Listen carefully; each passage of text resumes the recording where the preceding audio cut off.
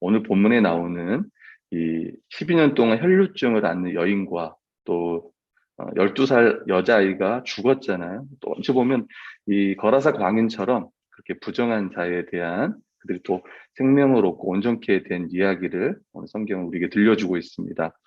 네, 첫 번째는요, 이 야이로가 예수님의 발 앞에 엎드리는 걸로 시작하고 있습니다. 야이로는 우리 총희 형제가 아야로라고 했던 것 같은데요. 맞나요? 아야로? 예, 이 회당장 이 야이로는요, 예수님께 나와서 엎드리면서 그 위에 손을 얹으사 자기 사랑하는 딸을 구원받아 살게 해주세요라고 이렇게 간구합니다. 이 가버나움의 회당장은 사회적으로 봤을 때 신분이 높은 사람이고 그 주변의 사람들이 많이 알고 있을 거예요. 그가 예수님 앞에 와서 이렇게 할 수 있었다는 거는 그가 지금 얼마나 이 절박한 상황인지를 생각해 볼 수 있을 것 같습니다. 이 회당장은 회당 건물과 예배를 위한 준비를 총괄하는 그 자리에 총괄하는 관리라고 볼 수 있습니다.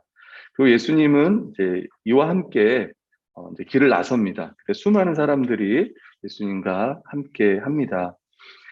두 번째 장면은 이제 12회를 이 혈루증을 알아온 여자가 예수님께 다가와 그의 옷에 손을 대어 낫는 이야기입니다. 많은 의사에게 치료를 받으면서 많은 고생도 했고 가진 것을 다 허비했으며 허비했지만 아무 효용이 없고 도리어 그 병이 더 중해졌습니다. 이 여자는 희망이 없었을 겁니다.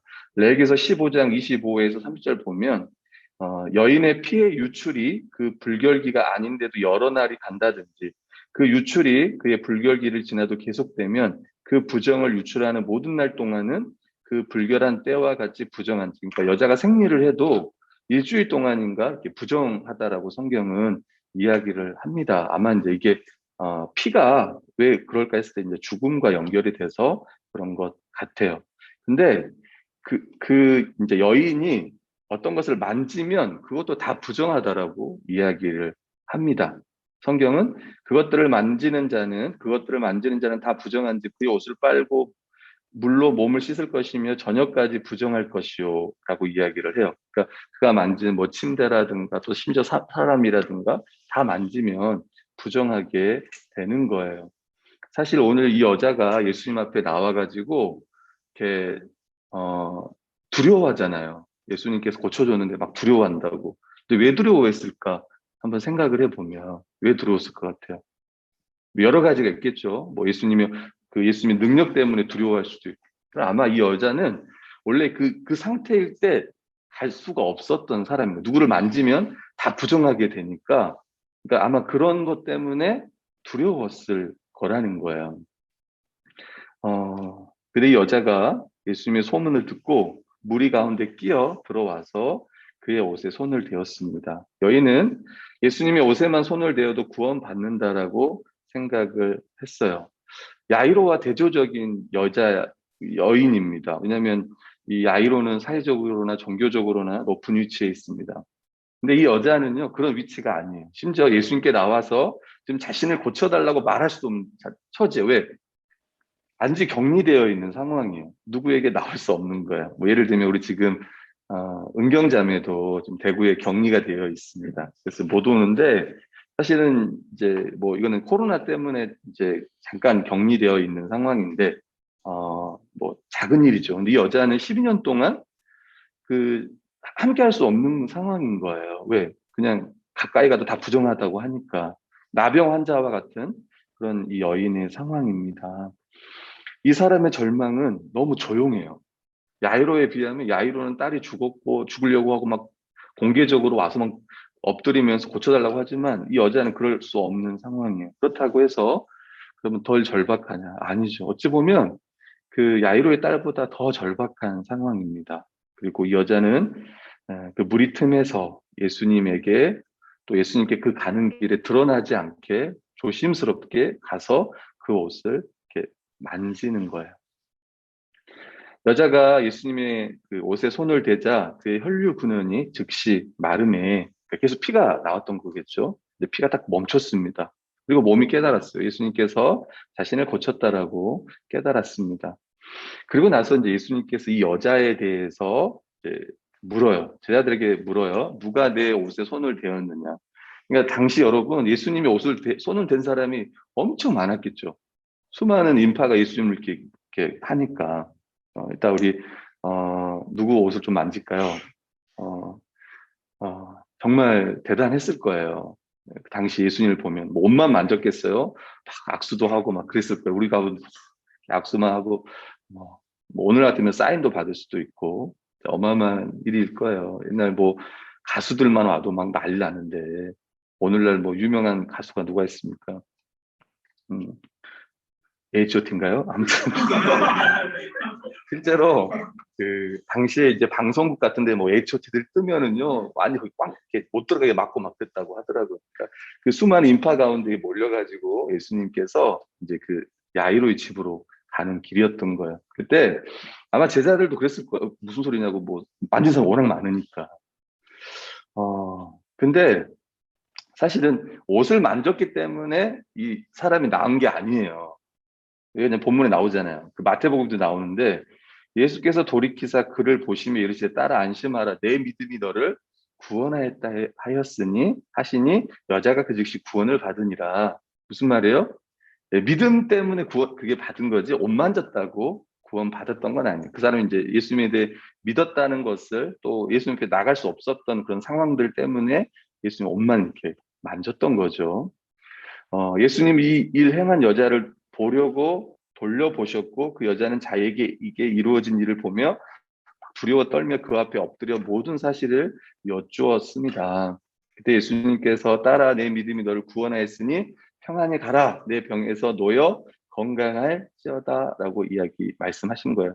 예수를 믿음으로 이 사람이 병에 나았습니다. 구원을 받은 거고요. 그다음에 구원 받았다는 거를요 또 평강이라고 평안히 가라라고 이야기하는 거예요. 절망과 소외감 가운데 있었던 그가 완전히 이 병에서 벗어나고 그 예수님으로 말미암은 구원을 경험하게 돼요. 여러분 오늘날 이 시대도 마찬가지예요. 오늘날 이 여인이 12년 동안 겪었을 걸 생각해봐요. 절망감 뿐만 아니라 그는 사람들과 함께 할 수 없었어요. 얼마나 많은 소외감 가운데 네가 살았을지 모릅니다. 오늘날 수많은 사람들이 SNS로 막 저도 사실은 제가 모르는 사람들을 SNS에서 막 만나기도 합니다. 그리고 막 이렇게 이야기도 하고 인사도 잘 몰라 사실 잘 모르는데 목사님 어떻게 지내는지 잘 알고 있습니다. 그러면서 정결이가 너무 잘생겼네요. 그러면서 해요. 그러면서 나도 내가 많은 소외감 가운데 있나 이런 생각도 합니다. 거기 좋아요에 목숨을 거는 사람들이 너무 많아요 오늘날. 그래서 막 좋은 데 가요. 비싼 데 가서 사진도 찍고 막 올려. 왜? 좋아요를 높여야 되니까. 또 뭐가 있을까요? 안 먹고 싶은데 막 가. 가기 싫은데 막 좋은 데를 가. 막 올려. 저도 막 어디 안 가고 싶은데 결의를 데리고 억지로 막 나가요.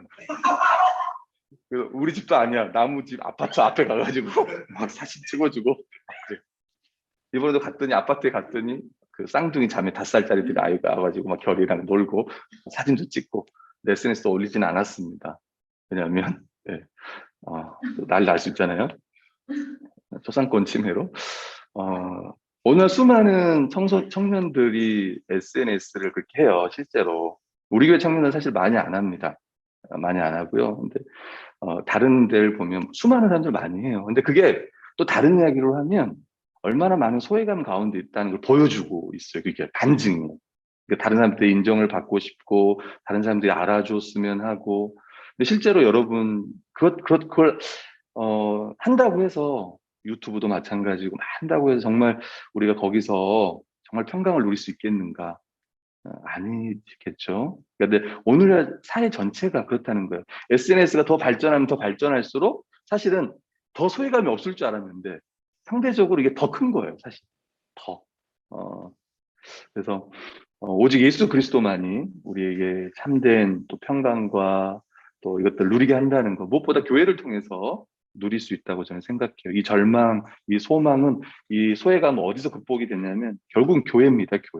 교회 안에서 보게 돼요. 그래서 사실 오늘 이제 우리가 나들이 하는 것도 계속 함께하지 못하고 코로나로 인해서 그래서 어떤 지금 상황은 지금 막 이 코로나가 심해지다 보니까 이제 온라인 교회들도 막 등장하고 막 그래요.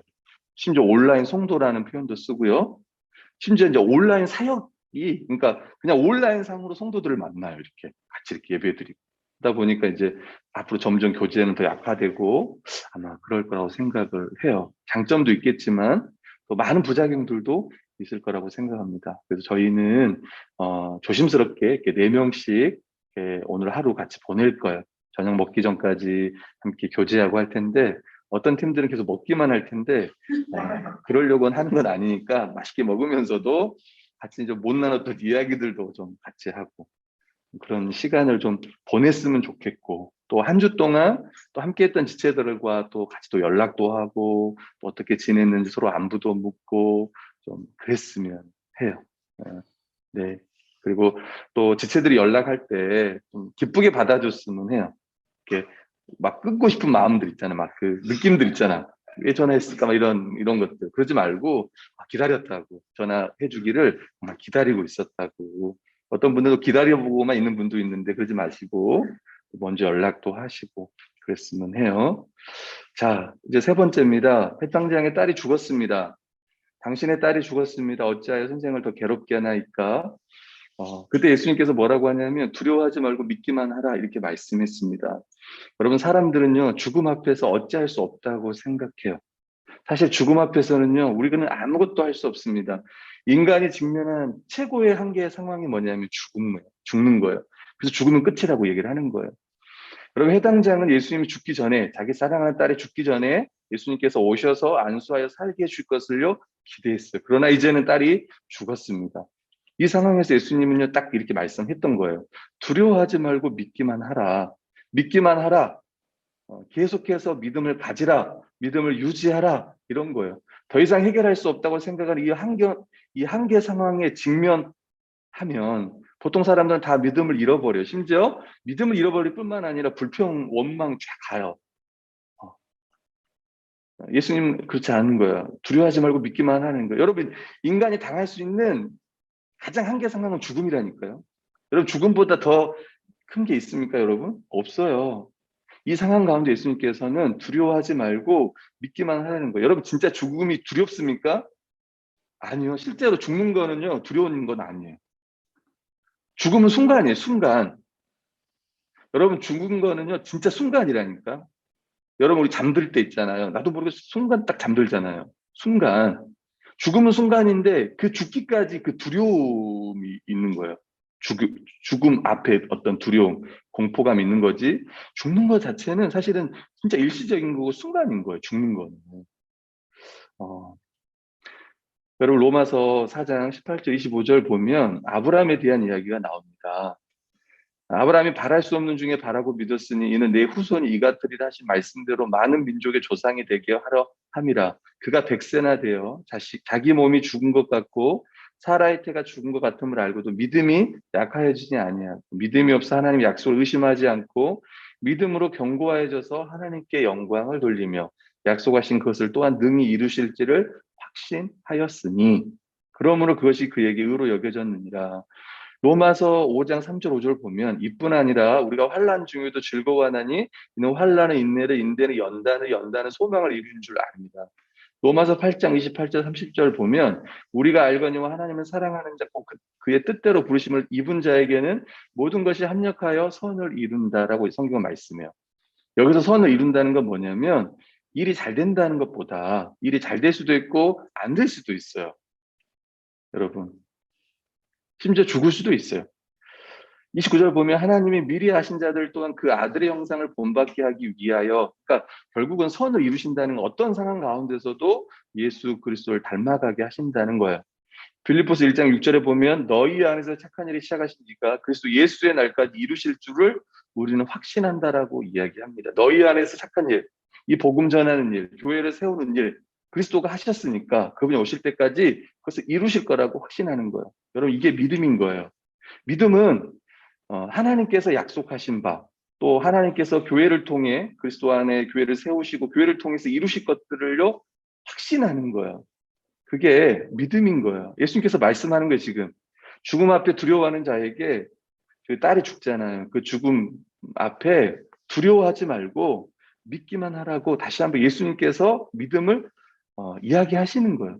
사실은 그 누구죠? 야이로의 딸이 그 상황 가운데 지금 누구를 통해 참된 믿음을 보여주냐면 그 혈루증 앓은 여인의 모습을 보여주는 거예요. 그 절망과 그 소외감과 그 가운데 주님 앞에 엎드려 오직 주께서만 나를 고칠 수 있고 나에게 참된 평강과 구원을 줄 수 있다라는 것을 이 야이로에게 이걸 보여주는 거예요. 이 사건은. 근데 도리어 더 믿어야 되는데 사실은 그 죽음 앞에는 그걸 못 믿는 거예요. 여러분, 실제로 교회 안에도 보면 그런 일이 많아요. 사람들마다 자기가 넘어설 수 없는 어떤 게 있어요. 어떤 것 때문에 더 이상 믿음이 이렇게 전진을 못해요.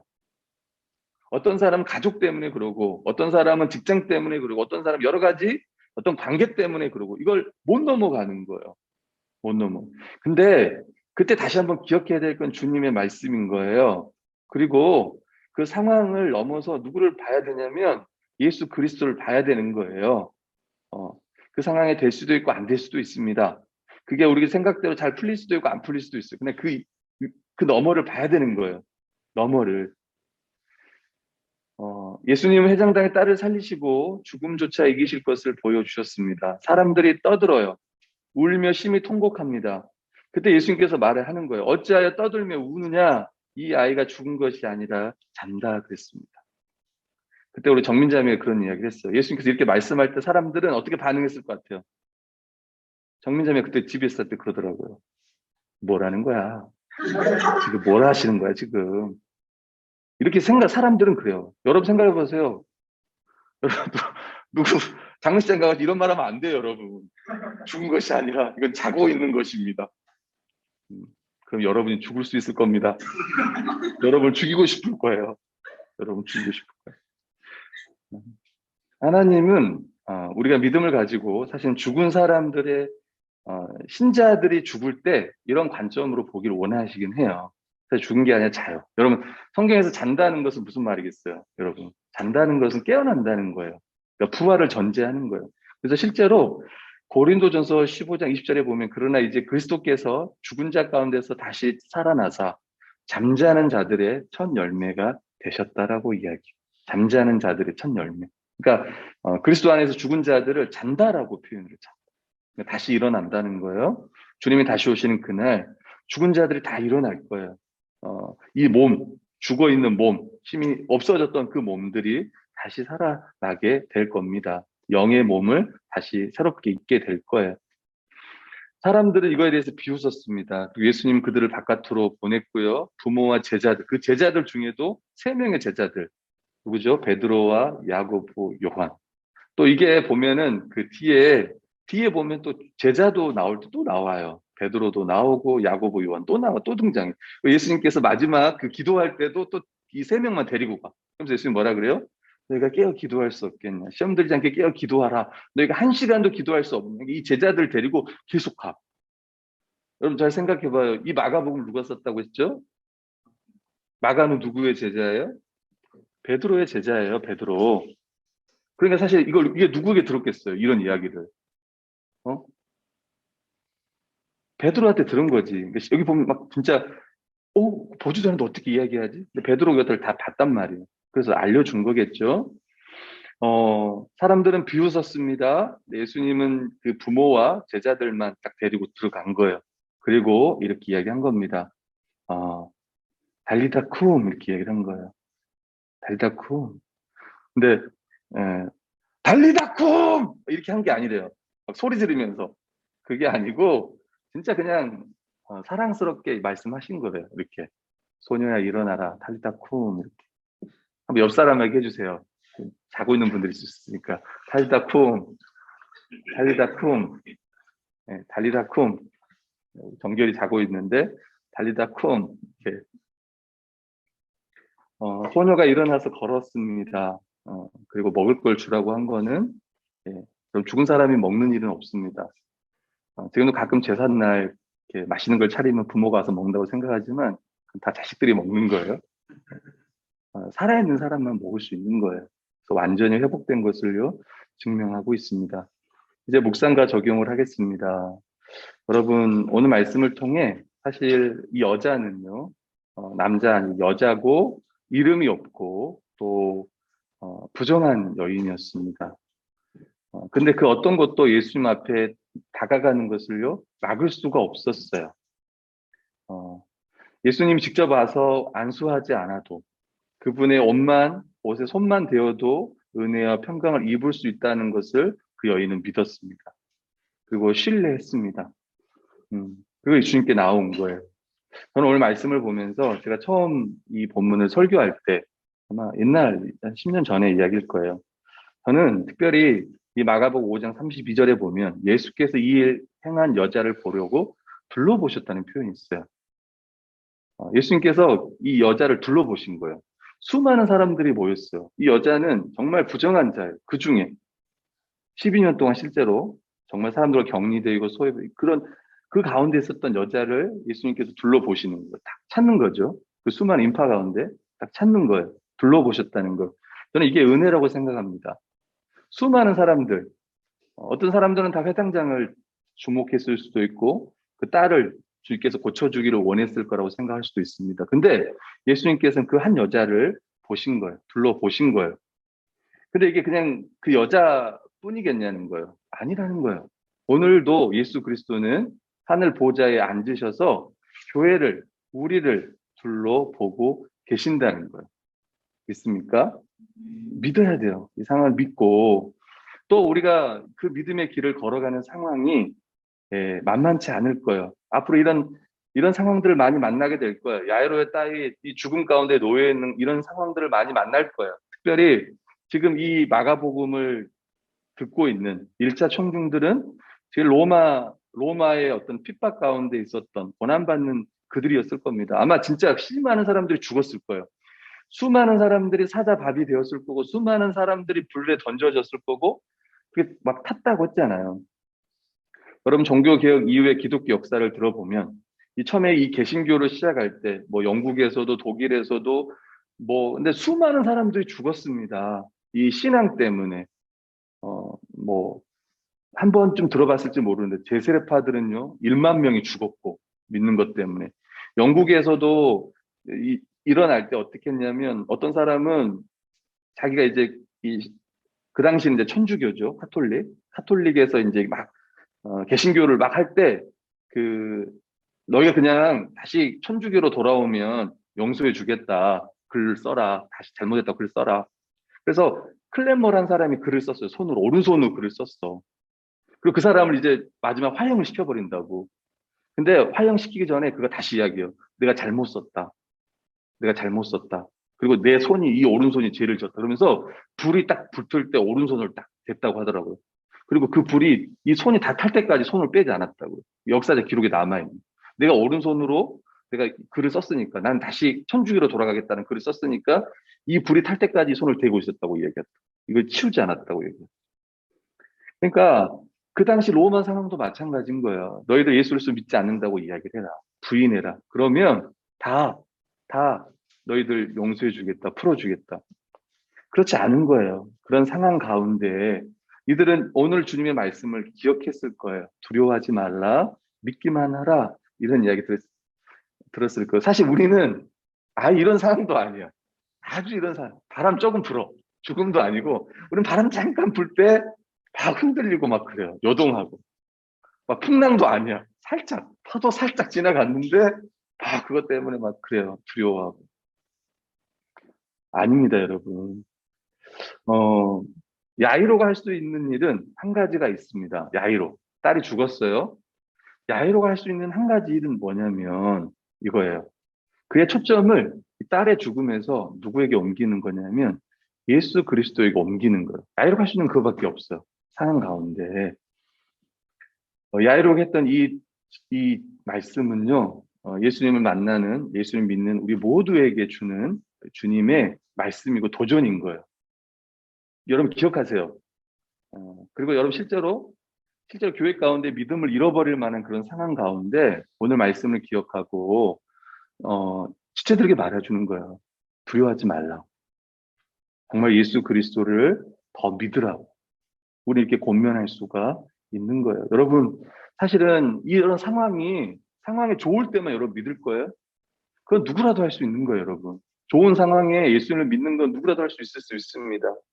근데 그런 상황이 아닐 때도 정말 주님을 신뢰하며 나아갈 수 있을 것인가? 음, 그럴 수 있다고 저는 생각합니다. 우리는 믿음의 눈으로 바라보고 보화를 볼 수 있어야 되는 거예요. 오직 믿음의 눈으로 가능합니다. 이걸 누가 봤냐면 몇몇 허락된 사람들이 봤어요. 주님의 제자들이 이걸 봤어요. 예수님께서 이 라이로의 딸을 살리는 걸요 봤습니다. 여러분, 사람들은요 우리 믿음의 길을 걸어가는 그리스도인들을 바라볼 때 비웃기도 해요. 비웃는다고 실제로. 어, 어, 그렇게 안 살아가면 안 비웃겠지만 믿음으로 잘 살아가려고 하면 세상 사람들은, 여러분의 직장의 동료들은 여러분을 비웃을 거예요. 어, 산상순처럼 누가 여러분 오른밤을 딱 때리면 왼밤을 돌려대야 되는데 우리는 쌍따기를 때려, 쌍싸대기를. 왜? 그게 세상이거든. 근데 세상에, 성경에서 누가 오른밤을 때리면 오른밤만 맞는 게 아니라 왼밤을 돌려대요. 요즘은 덜 아플 거예요. 마스크 써서. 마스크 쓰고 맞아요. 마스크 쓰면 또 두꺼운 거 쓰면 덜 아파. 어. 여러분 생각해봐요. 세상 사람들은 오른밤을 때면 가만히 있어요? 아니요. 가만히 안 있는다고. 근데 어느 날 기독교인들은 정말 성경에서 말하는 그 믿음의 삶을 안 살아요. 멈춘다고. 상황에 따라 막 달라져요. 왜? 사람들이 비웃으니까. 여러분, 이제 다음 주에 또 종교개혁 이야기를 하겠지만, 여러분 1800년도에 이제 교회 안에는요, 엄청난 이제 계몽주의 막 이렇게 인간의 지식과 이것들이 막 발전하면서, 과학과 이것들이 발전하면서 어디까지 가냐면 이제 기적을 부인한다고. 예수님께서 행했던 이런 기적, 쉽게 말하면 성육신, 그다음에 십자가에 죽으시고 부활한 걸 막 부정하는 시대가 됐어. 그리고 대학생 정도 되면은 교회 간다라고 하고 기적을 믿는다 그러면 사람들은 막 조롱해. 그걸 부끄럽게 생각해서 내가 교회 다닌다는. 그 당시 시대가 그랬다고. 1800년 그 초에. 그런 시대 가운데, 근데 오늘날도 마찬가지인 거예요. 오늘날도. 직장에 들어가서도 그렇게 생각할 수 있는 거예요. 그런데 아니다라는 거예요. 그거를 어색하게 생각하지 말고 당연하게 받아야 하는 거예요. 그리고 예수님을 믿는 사람은 어떻게 이 믿음의 길을 걸어가야 될 건지를 잘 생각해야 돼요. 다른 사람들의 믿지 않은 자들의 비웃음과 그 조롱을요, 가볍게 여겨야 돼요. 그리고 실제로는요, 뭐 해야 되냐면 그 여인처럼, 33절에 그 여인처럼 예수님께서 누가 나를 만졌느냐 할 때 그 여인이 와서 예수님께 엎드리잖아요. 두려워하면서 엎드린다고. 다시 말하면 두려워서 엎드린다는 거 다른 표현으로 말하면 경외예요, 경외. 우리가 경외라는 표현 쓰잖아요. 뿐만 아니라 예수님의 그 기적을 목격했을 때, 야이로의 죽은 딸이 살아났을 때 어땠을까요? 성경은 놀라고 놀라웠다고 하는 거예요. 어찌 보면 우리도 그 믿음으로 말미암는 그 주님의 그 권능, 그 역사들, 그것들을 기대하며 더 두려워하며 더 감격하며 우리는 나아가야 될 것입니다. 이제 마지막인데, 여러분, 교회가 뭘까? 오늘 설교를 마무리하면서 교회가 뭘까? 그리고 제자도가 뭘까?라고 생각해 보면, 교회는 믿음과 생명과 평강의 공동체라는 것을 다시 한번 생각했습니다. 교회는 절망과 소외감, 그리고 죽음 앞에 두려워하는 저 세상을 향해서 우리가 외쳐야 되는 거예요. 두려워하지 말고 예수 그리스도를 믿으시오. 예수 그리스도가 생명의 주가 되십니다라고, 하나님 나라의 주가 되십니다라고 우리는 선포해야 될 것입니다.